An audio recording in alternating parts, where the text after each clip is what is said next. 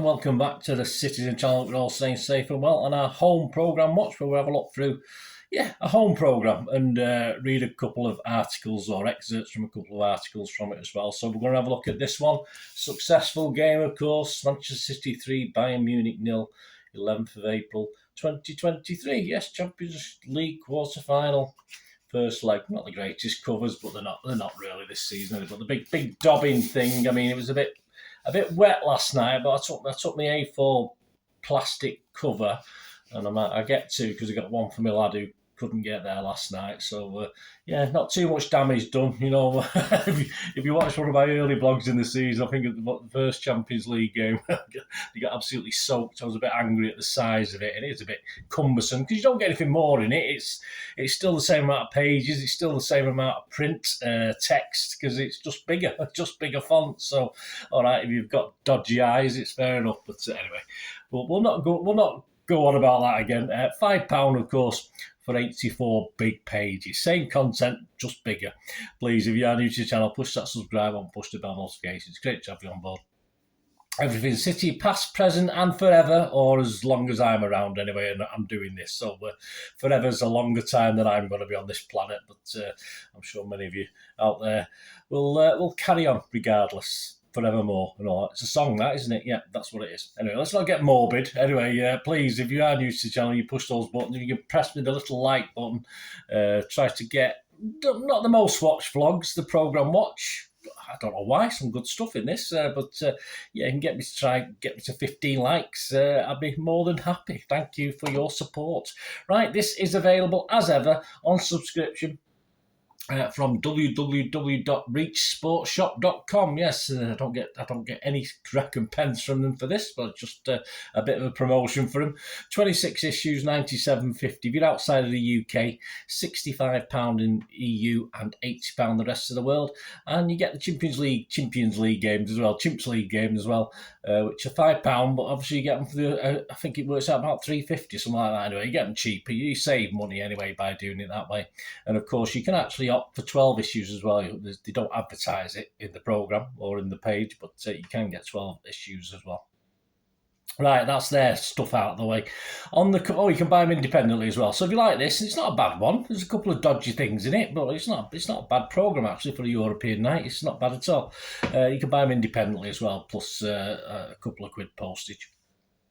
On the cover, of course, we've got Diaz and KDB, as you've seen, and we got our regular stuff from Pep talking about Bayern and Tuchel, buzzword with buzzer, Mike Summerbase talking about Liverpool, Jack Grealish and Munich, and City women's feature.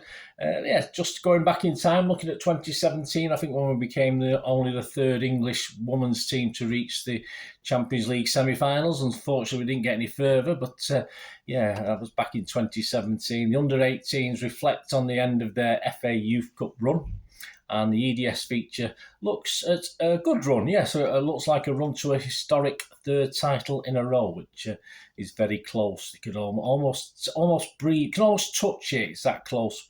The main feature, of course, the main article, 5 or 6 pages, is on Ruben Diaz. Interesting stats. He scored 3 goals in 81 Premier League appearances. He's got 63% tackle success in Premier League games. The head-to-head today features Kevin De Bruyne and Kingsley Coman. Yeah, it sounds very English, that name, doesn't it? Kingsley Coman.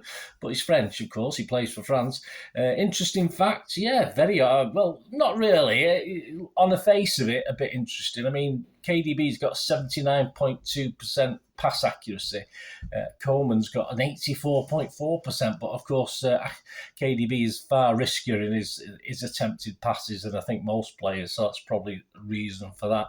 Another interesting stat, balls recovered. Yes, KDB 6 in all those games, and in those Champions League games, and Kingsley Coman 12, because we're just talking about these Champions League appearances at the moment. So yeah, it sounds all right. He's only 26 as well. He's won 10 league titles in 3 different countries, and he's only 26, so he can get a few more. Though he's guaranteed, if he stays at Bayern Munich, he's probably guaranteed another 5 or 6 before he retires, isn't he? Double agents today. Well, we got the legend that was is still around. Owen Hargreaves, who had his glory days, of course, as a young lad going over to Bayern. All credit to him. Not many English players were doing that at the time, and all well done for him for doing that. Of course, he didn't do so well with us. He'd actually scored on his debut, but that's another vlog, no doubt, a dream debut vlog one day. He actually scored on his debut for City, but of course didn't appear very much, but we'll talk about him on another day. But he's in this one. X and the City features. Another guy who's always banging the City drum, always a big lover of City, of course. I've got my tongue very much in my cheek, Andy Hinchcliffe, so we'll brush over that. We won't carry on with that. Kitted out, Mark McCarthy at Marc, MMMAC, goes into recent history for this one. Yeah, he looks at when we paired up with Puma, obviously. Doesn't even seem that long ago. 1920 season. It only seems like last year. 1920 season. He talks about the replica shirt and David Silva, his specific one he's got in his collection. Just for fun question. Here we go. The City. This is a good one. I like this one. Get this one. Well, I'll let me know. Answers on a postcard, and I'll send you a fat cigar. Question 8 today is: which former City defender played 259 times for Bayern from 2003 to 2011? There you go. Who was it? Have a think. I'll give you the answer at the end. Tales from the Continent with Simon Curtis, including Gerd Muller and his effects on Munich in the various European Cup years. City Reflections, and Gary James looks back at two City keeper legends, Bert Trautmann and Frank Swift. And I've actually been looking at Frank Swift's book, one of Frank's best biographies last few days, so there will be a book club on that one. But I'll give you a little excerpt in a moment anyway from that. Kevin Cummins, I suppose we have to let him off, but it's basically a 4-page homage to Bayern Munich and the fans. There's far too much red on the pages for me. I didn't particularly like it. I suppose he has to do these things, but not this time, Kevin. Not for me, mate. Matchmaker picks out 10 standout games for Pep. I had to double take it because they had one from recently, didn't they? But that was as a player. This is as a manager. So, so I did have to do a double take at first, thinking they'd just copied exactly what they had last time for that one, but obviously not. But as a manager, it includes Barcelona and City. Nothing from Munich, nothing from Bayern Munich. Sorry, guys. Nothing important enough for you lot. You rabble, the People's Club of Germany. Nothing for you at all. Right, let's get back to the excerpts again. I think we've got my tongue well and truly in my cheek today, guys. I'm sorry, but just a bit of fun, isn't it? We try and be a bit lighter. Right, let's have a go back to the excerpts. Let's go back to Gary James, who's talking about Bert Trautmann and Frank Swift. So we'll talk about Swifty. Yeah, and we'll look at his time after his retirement and the sad loss, of course, of his life in the tragedy of the Munich air crash. So we'll just read this out. Sadly, his retirement at the age of 35 came too soon. His status was such that national newspapers and then the fledgling ITV network gave him media work.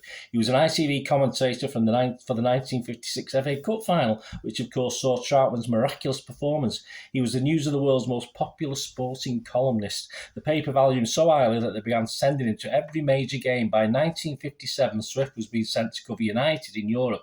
He was one of the first footballing men to see the opportunities for UEFA competition, and because of his rapport with the fans, he used to use his articles to call for subsidised travel to help fans travel abroad for games. He had the common touch, and unlike the majority of footballing figures at the time, he took the fans' view.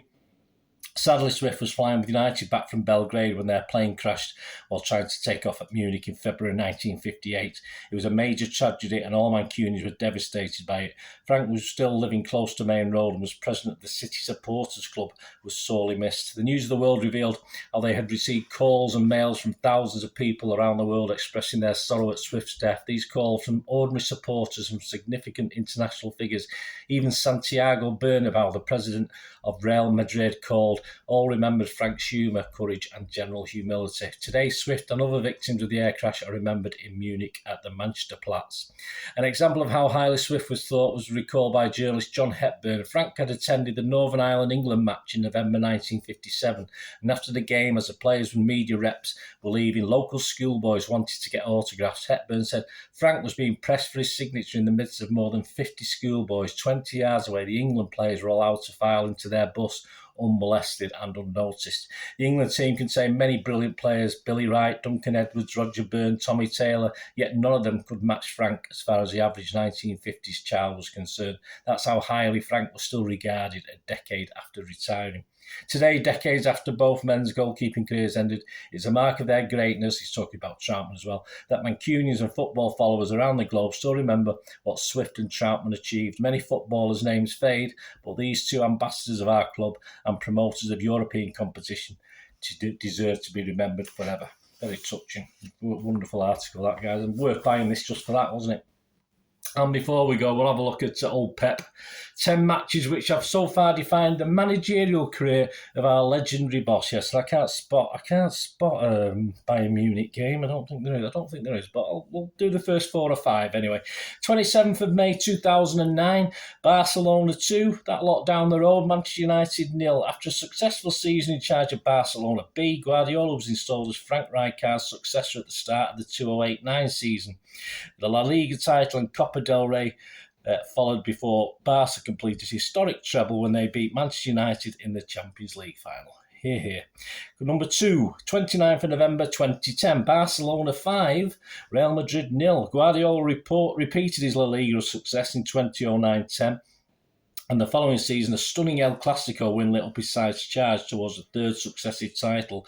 Goals from Xavi, Pedro, David Villa 2 and Jefferson Suarez capped a dominant performance as Barca overwhelmed Jose Mourinho's side. It's 3rd, 28th of May 2011, Barcelona 3, that lot from down the road, United 1. 2 years after their meeting in Rome, Barca and Manchester United again faced each other in the Champions League final. Once again, it was the Catalans who triumphed, with Pedro, Messi and David Villa among the goals as they were crowned European champions for the 4th time. Yeah, he has won it, you know. Everyone goes on about Pep, the fact he's got to win the Champions League. He's already won it, hasn't it? It'd be nice to win it with us, of course, but there you go. Number 4, and we're up to, yes, no Bayern Munich. Hang on, let me just have a look. No Bayern Munich. Number 4, 10th of September 2016. Manchester United, that lot down the road, 1. Manchester City 2. After winning 3 Bundesliga titles in 3 years at Bayern Munich, Guardiola took charge at the Etihad for the 2016-17 season.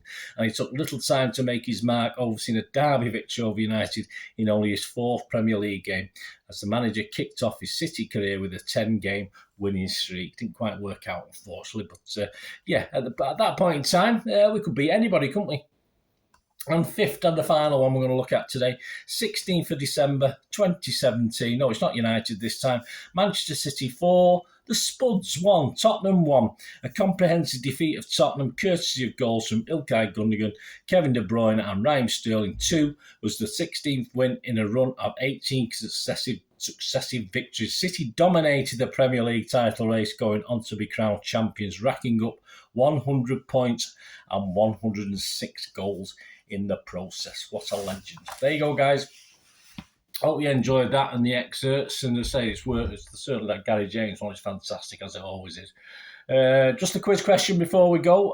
Did you know it? Did you get the answer to this one? Yeah. Have you posted the postcard? Because it's a bit late now. I'll give you the answer. Question 8. Which former City defender played 259 times for Bayern Munich from 2003 to 2011? I didn't have a flipping clue on this one, but that's me. I'm useless anyway. Martin Demichelis. There you go. Martin Demichelis. Did you get that right? Well done. I'll give you a proverbial badge, a Blue Peter badge for getting that right, guys. Thanks for watching. Join me for the next home programme watch.